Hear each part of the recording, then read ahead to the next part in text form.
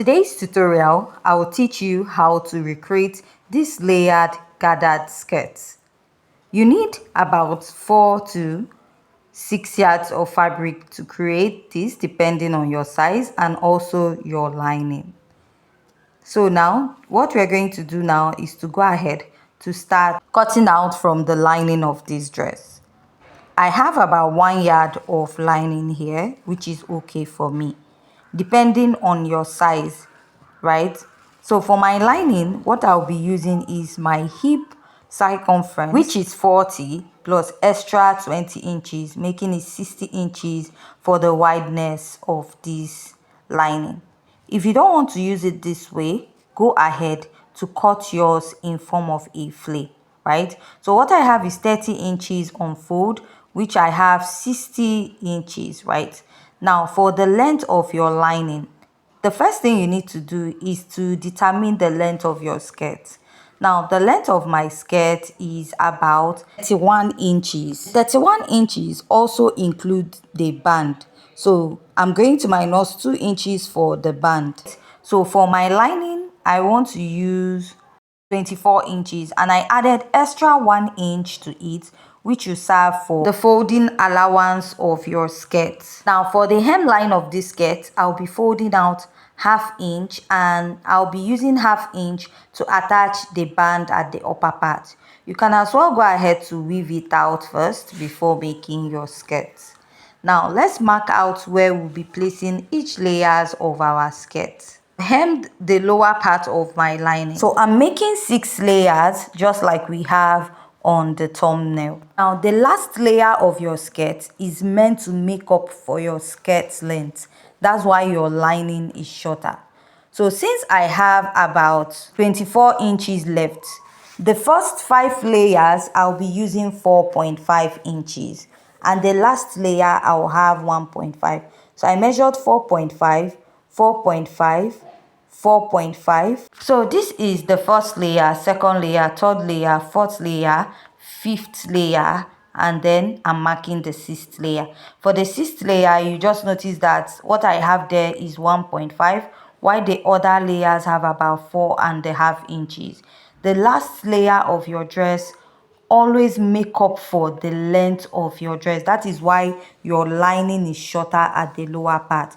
So what you have to do is measure your lining and then divide it. So there's no standard measurement for this. The length of your lining and whatever you're making determines how you're going to share each step of your dress. So what I'll do next is to go ahead to place my ruler and I will connect this line. So I'm going to mark this all the way from this side going to the other side. This is so that when I'm placing the layered flay or the layered gathers of my dress, it's going to follow a particular line when stitching it. That way it will be easier for me to do so. So I'll go ahead to repeat those markings, 4.5 on each step. Then when I get to the last one, I will have about 1.5 inches left at the lower part and I'll go ahead to connect. So just like I said, this 4.5 is not a standard. Please go ahead to measure your lining first and then share it. Just note that the last layer of the dress makes up for the total length of your dress, right? What you have to do is mark all those measurements again, place your ruler and connect. So I just had to like add little speed to this part because I'm just joining my lines. So this is what I have now. Step is to determine the length of your gathers. For the length of each layer of my gathers, I'm using 6.5 inches. Now this 6.5 inches, I'll add extra 1 inch to it, making it 7.5, and ½ inch will be for joining, ½ inch will be for weaving at the lower part, or you can fold it out. Now the reason why I'm using 6.5 inches is I use the lining to explain to you. Now you know the total length of my skirt is 31 inches, then 2 inches is for the band. That means I have 29 inches left. Now for each step of my flay, each interval here, I marked 4.5 inches. Now for the last interval, I used 1.5 inches, right?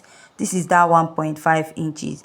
Now for each layer of my flay, I want to cut out 6.5 inches. Remember that last layer of your flay is meant to make up for the full length of your dress. Now where I'm starting the joining for the last layer is from this 22.5. 2.5 to 23.5 is 1, to 24.5 is 2, 25.5 is 3, 26.5 is 4, 27.5 is 5, 27.5 to 28.5 is 6, then 28 to 29 is 6.5 inches. So that way, that 6.5 inches I'm using has made up for the length of the dress I'm going to make. So I'm explaining it this way so that you don't get confused.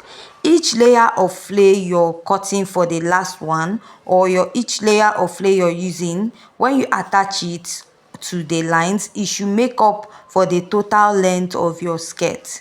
So I explained it this way so that it will be more understandable. So I'm using 6.5 plus extra 1, which is for joining and weaving or folding allowance, right? So if you still don't understand, go ahead to ask. But whatever you're cutting, the last layer of your flay should complete the length of your dress. What I have here now is 120 inches. So I went ahead to cut out the part that I will be using. Now I had to fold it so that I'll cut it at once. So if you times 7.5 by 6, it will give you 45 inches. So what I need is 45 inches by 120 to cut out all my flay. So I'll start cutting the first layer, second, third, fourth, fifth and sixth. If you have any questions so far, please kindly go ahead to ask. Just go ahead and cut it all out. I will mark it and then I will trace it out. If you have any question, kindly go ahead to ask. And if you haven't yet subscribed to my YouTube channel, please kindly hit on the subscribe button and also give this video a thumbs up. So after marking this now, I'll go ahead to cut out. Before continuing to cut out, I'll use my pin to secure it so that it does not shift, since I folded the fabric so that I can cut it all at once. I don't want to go ahead to cut like a long line. It will stress me, so I'm just cutting it all together.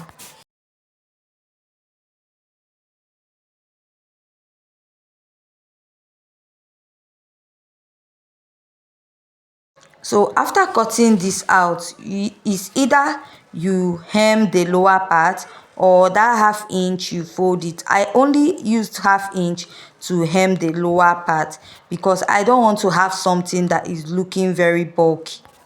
So another thing you're going to do is to run a gather stitch at one part. So one side you're going to fold or weave it out, while the other side you're going to run a gather stitch on it on your machine, or you can use your needle and thread to gather it. Anyone that is faster for you and okay for you, just go ahead to do that. Here's my fabric now. I ran a loose thread or a gather stitch on it.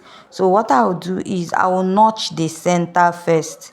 You want to notch the center of all your fabrics that you cut out into pieces. Now what you do is to gather the upper part. I went ahead to fold the lower part just like I said earlier. Then what I'll do is I'll drag it to create that gather stitch. Now this is the part that will take you time when making this skirt. You're going to be dragging or creating a gathers for 6 layers of this skirt. So I'll just go ahead to pull it all the way to the end. So after pulling or dragging the 6, we are going to start attaching it to the material itself.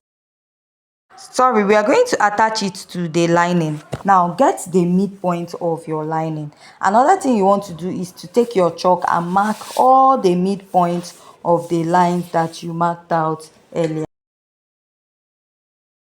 What I'll do now is to take the notched area of my fabric and place on the notched area of my lining. So I'll be showing you how you're going to join this. Now when you're joining this to the first layer, you're going to place it on each side. That is the raw edge facing the raw edge, the raw edge of the lining facing the raw edge of the fabric, and you're going to pin. Now this part, you're going to use your elastic band to cover it up, while the other layer, you have to turn it to the other side. So you just go ahead to use your pin to hold it, or you can secure the middle and stretch it out and join. So I'm just doing this in case, just to explain if you don't understand what I am saying. So after doing this, you're going to pin.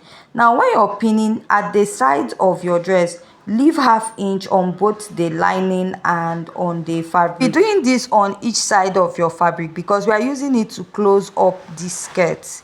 You're going to use it to close up the skirt. You don't want to have joining at the right part of your dress. So after pinning this, I'll bring the second layer, find the notched part, then I'll place it on that midpoint that we marked, right? Place it. You see how I'm placing this one? I'm turning it this way so that by the time you're done stitching it and you flip it to the right side, you will not be seeing any stitch at the upper part. Now stretch out your fabric because you gathered it so that it will align with the lining. So while pinning the edge, leave ½ inch by the side open. That is ½ inch of your lining, ½ inch of your fabric open. We are going to use it to stitch the sides of the skirt. So go ahead to pin on that line because that is where you'll be top stitching on. After pinning here, we are going to repeat the same thing at the other side of your skirt. You want to stretch this out and place it. Remember you gathered it. Also leave ½ inch of your fabric and ½ inch of your lining open by the side. Stretch this out and go ahead to pin it down. Now if you're finding it difficult to stitch this, it's best for you to pin it down before going ahead to stitch it on the sewing machine. Just the same way I pinned the second layer is how I'll pin the third, fourth, fifth and sixth layer of this dress. So by the time you top stitch and flip this to the right side, right, this side you will not be seeing any stitch and you use your band to close up this area. Now let's go over to the sewing machine and I'm going to stitch this down. Now the reason I'm showing this side is because I want to show you the edge of this dress, right? That is the lining part. You see this part now, you're just going to pin ½ inch and leave it open. Then go ahead to place and you're going to stitch this side down. Sorry that my camera is moving a bit. I had someone to hold it for me. I had to ask someone to hold it for me so that I can stitch this side. So this is what you're going to be doing. You're going to stitch and leave ½ inch at the edge of your fabric. After I'm done stitching, let's place my tape at -2. Remember we added ½ inch at the top, so this is my skirt length. I'm having 31 inches. So I'll just go ahead to place. What I have is 31 inches. So we'll complete the skirt with 2 inches band. I lost 2 inches for the band while cutting out. Next step is to flip our skirt to the wrong side. Now remember, like I said leave ½ inch of your lining and ½ inch of your fabric at the edge. Now that ½ inch you're leaving at